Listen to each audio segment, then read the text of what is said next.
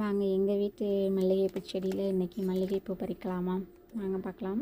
பார்க்கவே ரொம்ப சந்தோஷமாக இருந்துச்சுங்க. ஏன்னா எங்கள் மல்லிகைப்பூ செடியில் வந்து இந்த அளவுக்கு பூ பூத்ததே கிடையாது. இதுதான் ஃபஸ்ட் டைம். இந்த வருஷம்தான் இவ்வளோ முட்கள், இவ்வளோ பூ. பார்க்கவே சூப்பராக இருந்துச்சு.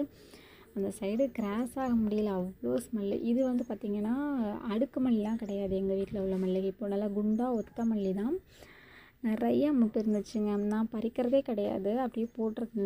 இதை பார்க்கலே எனக்கே கஷ்டமாக இருந்துச்சு. இன்றைக்கி பறித்து எப்படியாவது கட்டி சாமிக்காவது வச்சிடணும், இல்லை நம்ம தலையிலையாவது வச்சிடணும் அப்படின்னு சொல்லிட்டு தான் அந்த முட்டெல்லாம் பறிச்சிட்டு இருந்தேன். நிறையா முட்டு, குட்டி குட்டி முட்டு நிறையா இருந்துச்சுங்க. இன்னும் நிறையவே முட்கள் வருது கொஞ்சம் கொஞ்சமாக. பார்க்கலே எனக்கு அவ்வளோ ஒரு சந்தோஷம். ஃபஸ்ட் டைமுங்க எங்கள் வீட்டு மல்லிகைப்பூ செடியில் இவ்வளோ முட்கள். எதுவுமே பண்ணல.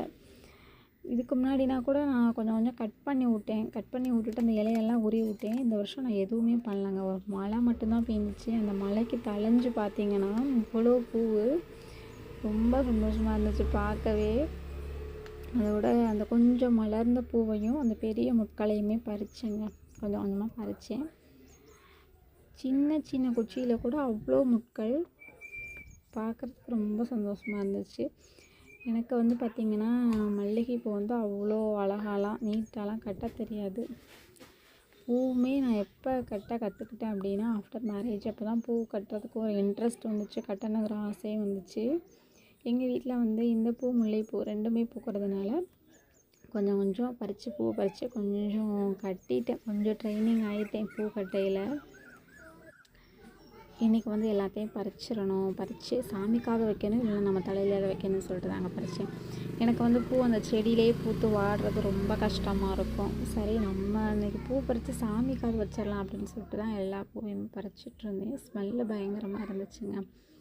நான் பறிக்கும்போது பார்த்திங்கன்னா முட்டை தான் இருந்துச்சு. நான் பறித்து வீட்டுக்குள்ளே கொண்டு வந்து வைக்கும்போது பயங்கர ஸ்மெல்லு. எல்லா பூவுமே மலர்ந்துருச்சு. எனக்கே பார்க்க ஆச்சரியமாக இருந்துச்சுங்க. நிறைய முட்கள் இருக்குங்க. பாதி வந்து நாளைக்கு பறிச்சுக்கலாம் அப்படின்னு சொல்லிட்டு கொஞ்சம் பெருசாக உள்ள முட்கள் மட்டும்தான் இன்றைக்கி நான் பறித்தேன்.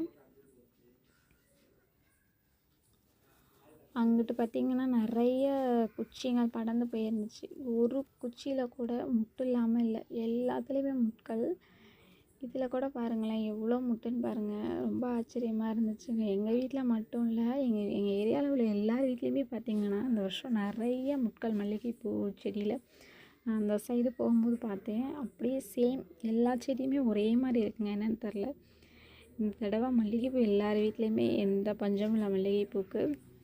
ஃபைனலாக சூப்பராக கட்டிட்டேங்க. நான் தான் கட்டணும்னு எனக்கே ஆச்சரியமாக இருந்துச்சு. கட்டி என்னோடய தலையிலேயே வச்சுட்டேன்.